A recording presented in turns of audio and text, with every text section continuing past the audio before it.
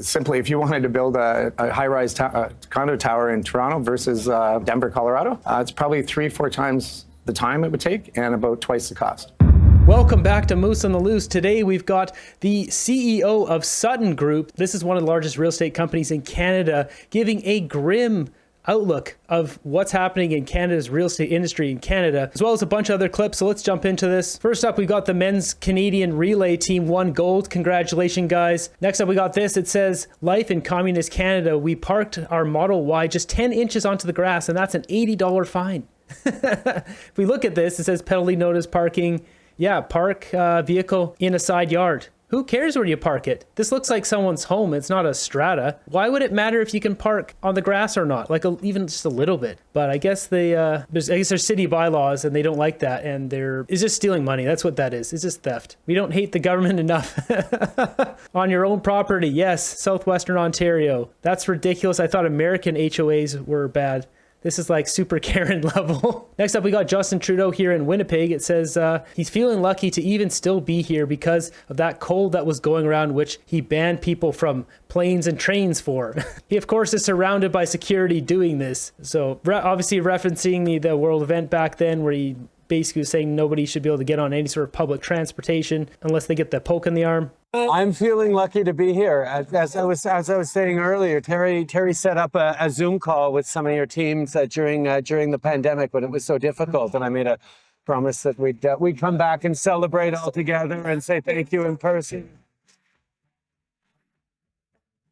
Thank you for coming. Thank you for all you do. Thanks for. He's so fake. Thank you for all you do. Oh, we would come back. He's just such a fake actor. He's in actor mode all the time. I mean, this first line here. Lucky to be here. As I was saying earlier. I'm feeling lucky to be here. No, you're not. Just be honest, man. Just stop there, paid to talk to him. Look at the security and how stressed he looks. So he's referencing this guy here. Terry set up a Zoom. Okay, we don't want to hear that. Yeah, security does look stressed. His head's on a swivel. Oh, this guy's security too. Next up, we got this posted by Table Salt. It's the rent rates in Canada. Rents in Canada are sticking at $2,000 per month. Consumers have decided their limit. When we take a look at this, yeah, it's $2,000 kind of across the board. This is only going up to number 8 here, Victoria. But if you got, make it big there so you can see the numbers here. But basically, it's a bit of a plus minus percentage. Some of them have dropped, some of them gone up. Regardless, $2,000 is crazy. Rents in Canada used to be $700. In this town I used to live in, you could rent a whole house for $700 a month. And that's not even like 20 years ago. That's only like 7 or 8 years ago. Here's the top 7 list. If we just make that big for you guys, you can see obviously Vancouver, 2,700. This is all 1 bedroom, I believe. Yeah, 1 bed. This is not like a house or 2 bedroom or 3 bed. No, 1 bedroom. $2,700. And Table Salt said here, the bottom 20 are the opposite. They're below 2,000, but the rents are increasing. So people are moving to these areas where rents are cheaper and then lifting those lower levels.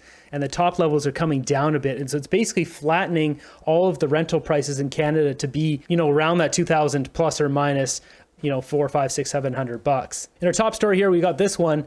This is posted by Red Pill Rick. This is an interesting video. So it's got Ross McCready, the CEO of Sutton Group Realty, and he paints a pretty grim picture. He has a lot of great insights of how to make the Canadian real estate market a lot better. Some of the stuff I've been saying for a while, some of the stuff was new to me. I think the inflation that's gone on for the past 5-6 years through COVID and everything else, people just can't afford a lot of things right now. Their property insurance has gone up dramatically over the past number of years. Their property taxes, if you think of the revenue streams going into provincial and municipal governments, it's gone up through the roof.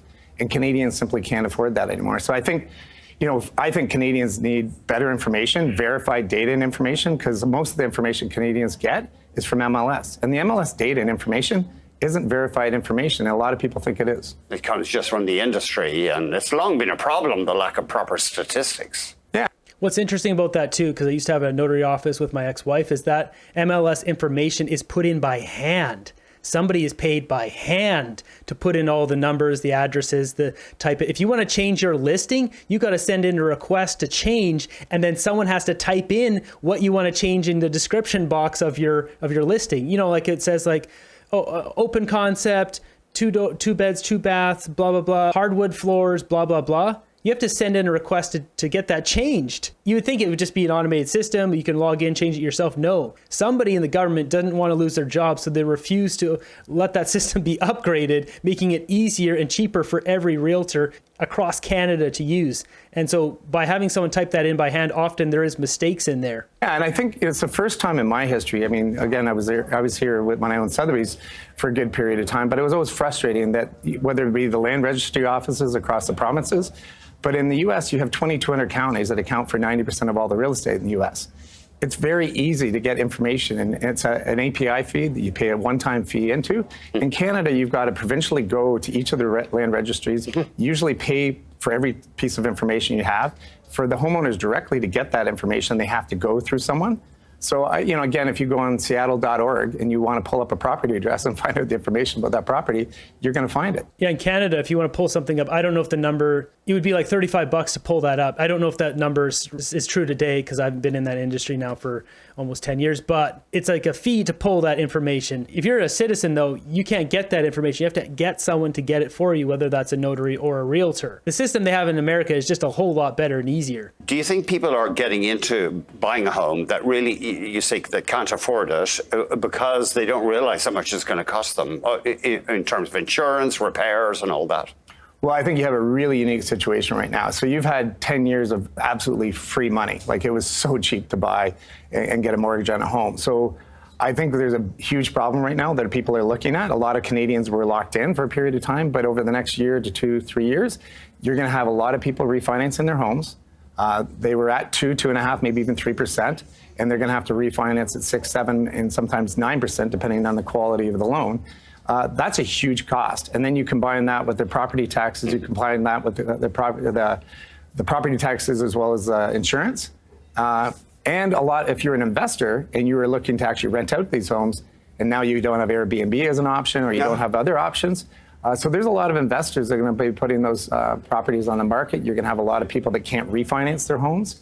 But at the same time, when all this is going on, we have 1 million new people coming into Canada, which I think is a great thing.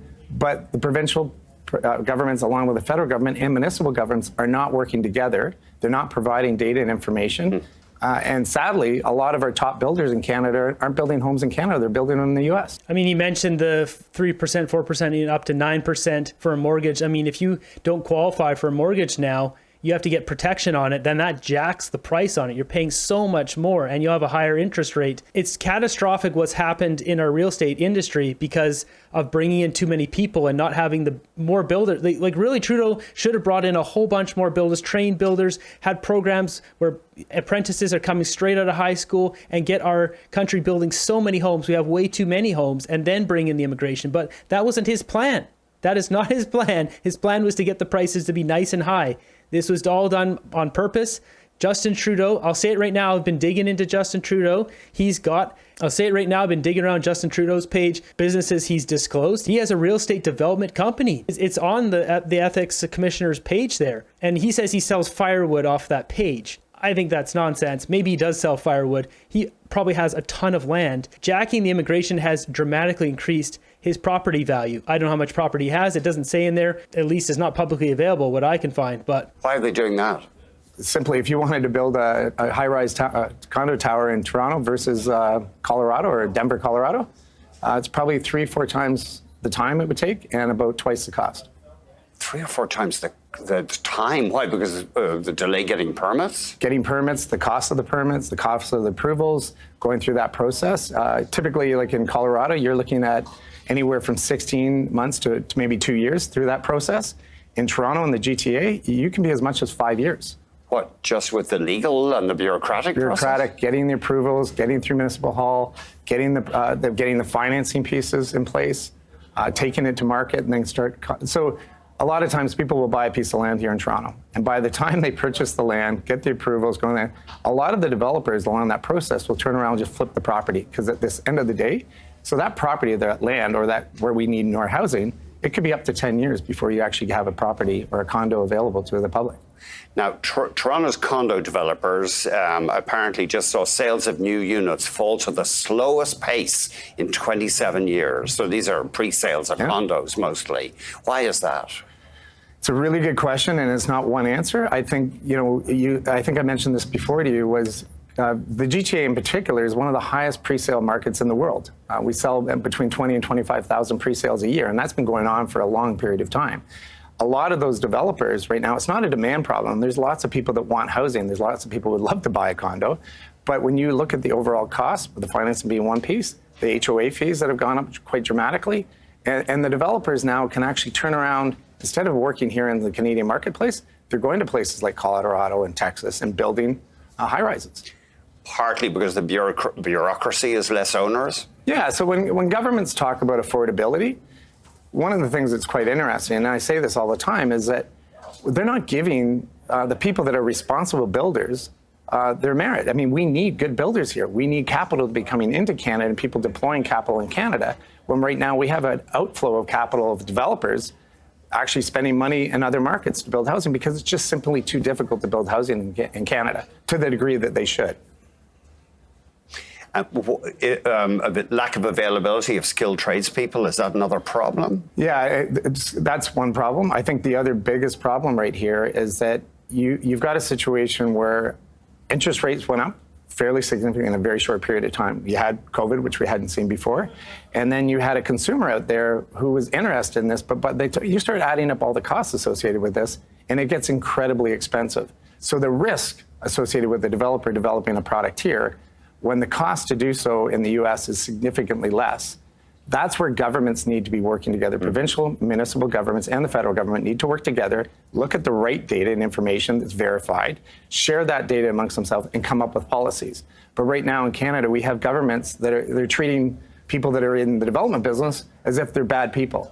We need good developers, and we should be working with them to make sure that they can build housing. There you have it, right from the CEO of Sutton Group, basically saying builders going down to America. I mean, why would any Canadian builder stay up here when they can go down there, build it twice as fast for half the cost? It doesn't make any sense. These guys are in it for the business, right? It's not a philanthropic thing to build housing tower, condo towers. They're there to make money. So obviously they're just going to disappear out of Canada and go down there. So this guy's saying, Rick, usually you're on point, but developers in Vancouver are still tripping over themselves to build up Broadway. So I lived in Vancouver for a while, and Broadway was just kind of like a dumpy, there's some stores down there. You don't want to hang around there. But yeah, now they're building towers down there. Vancouver's a little different because the towers they build there, they really market everything to rich, super rich Chinese buyers. They're not even marketing to people here because we don't have the money here to buy those units.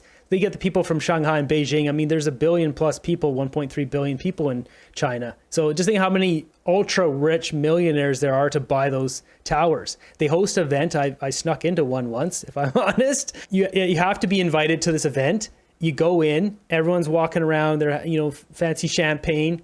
And when I went in there, is all Chinese people. There's no one else. There's no one of Indian descent, no white people, no nothing, just all Chinese. And specifically speaking, all Mandarin speaking Chinese. At one point there was a lot of Cantonese, like smaller kind of Hong Kong community in Richmond. And now that's been completely taken over by Cantonese speaking, which is mainland Chinese. So at this event, I was with my ex-wife, we were trying to get some clients, and they had all these private rooms with people, and they'd meet one-on-one, and then these people were just buying up units, and they gave them all the best pick of all the best units at a bit of a discounted price before they put them on sale on the market. This was a pre-sale before they went on public market for people to buy. So eventually they kicked us out because they realized we didn't belong there. But that's what they do. They just bring in all the wealthy people. They buy up half the building before it's even available to the public. Next up, we got this cringeworthy video from Jenna Suds talking about the $10 a day childcare plan is saving parents thousands of dollars a year, except parents can't get into this program. Having kids in childcare is expensive. As a mom of 3, I understand. Our $10 a day childcare program is saving families across the country thousands of dollars every year. 750,000 kids are already benefiting. Odds are you are too. That's why we're focused on making childcare a reality for every family that needs it by cutting fees, creating more spots, and training more educators. If you ask anyone who has tried to get into this program, I think there's a 5-year wait list. As taxpayers, we're paying for a small number of people to get $10 a day childcare, and all the other families who need it can't get it. They're paying for other people to get it, but they can't get it themselves. Isn't that ironic? What a waste of money. This program is an absolute disaster. Pierre Poilievre has made it clear that he will scrap all of this. He would rather pit parents against each other, telling them that this government take money out of their pockets and then spend it on raising other people's kids. Like, they're digging up Poilievre clips from like 20 years ago. He looks like he's 19 years old in that clip. He thinks making childcare more affordable is a slush fund to increase the cost of living on Canadians. And that the educators who teach and nurture our kids are just babysitting. He's got a message for us. I will fight until my dying day to stop this daycare bureaucracy. What? Yeah, I support that. We don't need this daycare bureaucracy. Look at this clip. I mean, like, what is he, 19, 20, 21 years old? This is their smoking gun. This is the footage they dug up. Just think, they paid someone to dig up this footage, go through every single Poilievre footage ever, and then try to get a quick soundbite to stick in this video from 20 years ago. Stop this daycare bureaucracy. What? It's a necessity for millions of families across the country, and we can't let him take it away.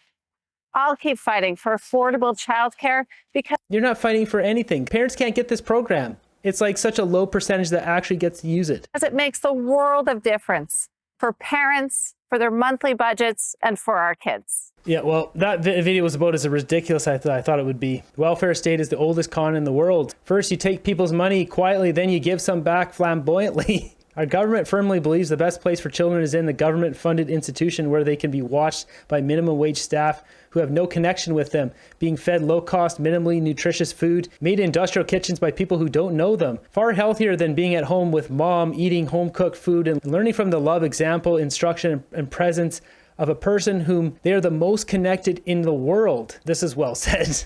Stephen Guilbeault's Minister of Environment parody account. Next up, we got this one posted by Naya. It says, this is coming to Canada under Liberal Bill C-63 and C-10. You can commit a non-crime and be investigated and penalized for sharing speech that isn't liked. This is 100% arbitrary and will be used to shut down dissenters. And when that doesn't work, ...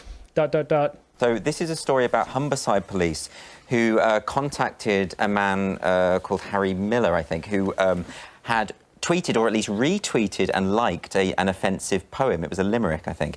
The police officer phoned up and said, we are investigating you for this limerick. And he said, well, have I committed a criminal offence? And the police said, no, this is a non-crime hate incident that we have to investigate. Now, the problem with this wouldn't be if it was just one rogue police officer who was overreaching. You know, the problem is that Humberside Police have been contacted by The Spectator, by Index on Censorship, and they've said, yes, this is our policy. So we are going to investigate non-crime if the incident is considered hateful.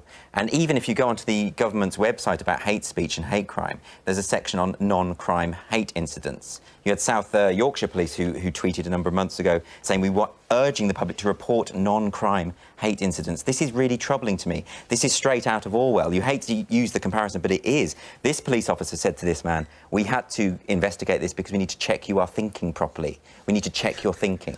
This is really dangerous stuff. And we can have debates about hate speech and the validity of that. I mean, I think on balance, because, you know, I know what happens in history, when you surrender powers to the government to police what people say, it doesn't end well. And the price you pay for that is some nasty people are going to say some nasty things. But this is a step even further than that. This is non-crime. The police have no business investigating really non-crime. And they shouldn't be doubling down. Humberside Police doubling down, saying, yeah, this is what we're doing, we're proud of it. No, they should be saying, we shouldn't do this, or someone should be stopping this, because this is going in a very, very dodgy direction. That's Minority Report. If you haven't seen that movie, I highly recommend it, because that's what's going on here. They basically arrest people for what they think the crimes they will commit. If they haven't committed the crimes, they just think they'll commit it, and then they arrest them. That's exactly what this is.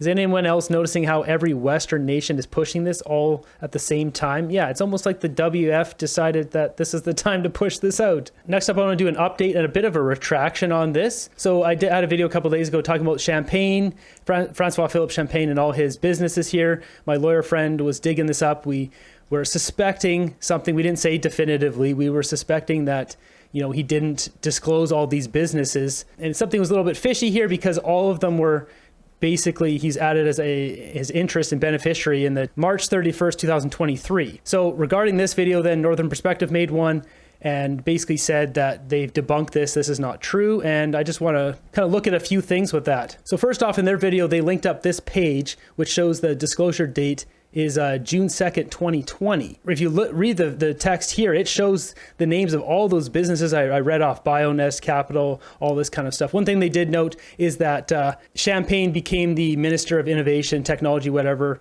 after that grant was given to that. That's my bad. That's on me. I should have looked up when he became that minister. Although, you know, he was a minister since 2015, transportation, whatever, a couple other ones. And so if he's sitting next to his buddy and he's like, hey, buddy, my dad's got a business. Why don't you send a grant over to the BioNest business? Give my dad some money. I mean, anyways, is that unethical? I'll let you guys decide that. I'm sure it's within their legal ability because he wasn't the minister. This little buddy next to him, a couple seats down, you know, hey, buddy, help me out. But something to note about what they posted here. So this page here shows all these businesses listed. And I couldn't find this page. So I was wondering, where is this page? So first thing I did is I just looked into their description here, and they've got 4 links here of sources they use in the video, but this is not one of them. This is not listed in the sources. There's no way for me to look this up. Being resourceful, I just ended up typing in exactly what's here, and I got the page, which we can see here. It says right there, I'm beneficiary, Francois Philippe Champagne Trust, etc. Here's all the businesses, BioNest, Shawwin, all these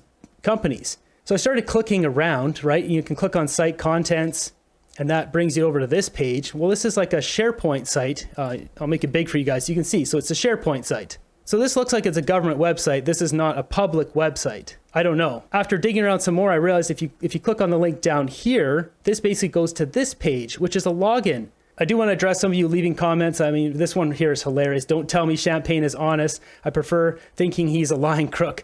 So basically, Northern Perspective said that my video is debunked and they disclosed everything. As they said here, we never said he was honest. So does he seem like a slippery snake? Yeah, as I said in my video, if anything, it just shows how rich the guy is. Something to note though, as Northern Perspective pointed out, you know, 6/2/2020, so June 2nd is when he apparently disclosed this stuff. But if we look back here, on all of those companies, it's 2023. So there's a 3-year gap there. So he should have had to at least to update through an annual report or something, it seems. Digging through it with my friend again, it seemed like he was supposed to update this every year. Maybe that's not the case, but there's something funny that there's a 3-year gap between that and what's actually disclosed right there. What's also weird is the fact that this is not available to the public. A little update here the next day. So I have found this page. It took a lot of looking around. Basically, on Francois's page here, if you go to the second page, there's a numbered thing down here, and you find the declaration of assets. And this is an old one. It's this one.